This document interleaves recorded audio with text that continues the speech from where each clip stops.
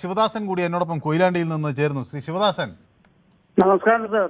ശിവദാസൻ ഈ കർണാടക രാഷ്ട്രീയം വളരെ സൂക്ഷ്മമായി നിരീക്ഷിക്കുന്നയാളാണ്. സൂക്ഷ്മമൊന്നുമില്ല, കുറെയൊക്കെ അറിയാം. ഞാനൊരു 10-30 വർഷം അവിടെ ജോലി ചെയ്ത ആളാണ്. എവിടെ? കർണാടകയിലല്ലാതെ.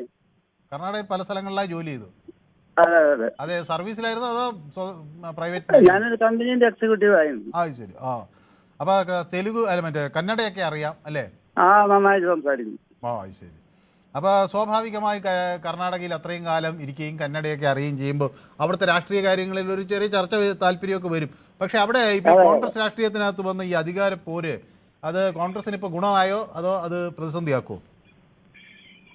സിദ്ധരാമയ്ക്കാണ് ന്യൂനപക്ഷങ്ങളുടെ ഇടയിലും താഴ്ന്ന ജാതിക്കാരുടെ ഇടയിലുള്ള സ്വാധീനം. അത് ശരിയാ. അത് ശിവകുമാറിനില്ല. ശിവകുമാറിന് ഫണ്ടുണ്ട്, കാര്യങ്ങളുണ്ട്, ഒക്കെ ഉണ്ട്. പക്ഷെ ഈ വിഭാഗത്തിന്റെ സ്വാധീനത്തിനനുസരിച്ചാണ് ഭൂരിപക്ഷം കിട്ടുക. ഈ ഒരു ദോഷം കോൺഗ്രസിന് ഭാവിയിലുണ്ടാവും, ഉറപ്പാണ്.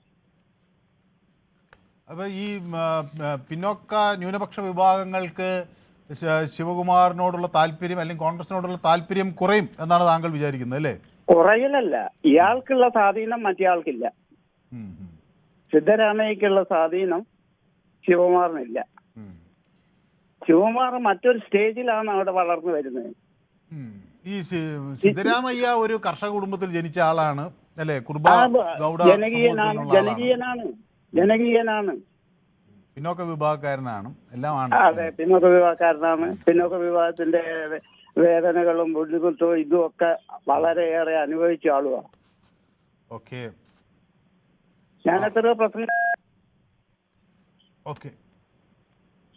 ഓക്കെ, അങ്ങനെ ടെലിഫോൺ ലൈനിൽ എന്തോ പ്രശ്നം വന്നിരിക്കുന്നു. ഏതായാലും ഈ ജാതി സമവാക്യങ്ങളിൽ എല്ലായിടത്തും വലിയൊരു വിഷയമാണ്. ഇവിടെ നമുക്ക് കർണാടകയിൽ DK ശിവകുമാർ ഒക്കലിംഗ വിഭാഗത്തിൽപ്പെട്ട ആളാണെന്ന് എല്ലാവർക്കും അറിയാം. അപ്പോൾ ഒക്കലിംഗ സമുദായത്തിന് അവിടെ വലിയൊരു വോട്ട് ഷെയർ കർണാടകയിൽ ഉണ്ട്. അപ്പോൾ ഒക്കലിംഗകൾ അവിടുത്തെ രാഷ്ട്രീയം നിർണ്ണയിക്കുന്നതിൽ ഒരു നിർണായക ശക്തിയാണ്.